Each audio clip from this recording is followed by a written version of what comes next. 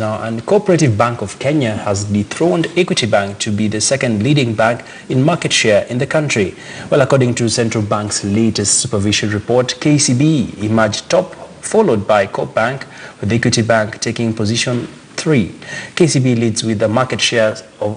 index of 14.4%, followed by Co-operative Bank with 9.93%, Equity Bank with 9.85%, and Stanchart at 7.11%, closely followed by Diamond Trust Bank at 6.72%, and Barclays Bank Kenya at 6.57%, Commercial Bank of Africa at 6.05%, and Stanbic closing off at 5.62% to close the top tier 1 group, while the rise of Coop Bank to second position, displacing Equity to third, and the rapid retreat by Barclays from 4th position in 2016 to 6th in 2017. Both Stanchart and DTB retained their steady climb to rank 4th and 5th respectively. It is not as yet apparent whether the loss of market share by Barclays has any connection with possible market jitters surrounding the change in ownership and rebranding currently underway.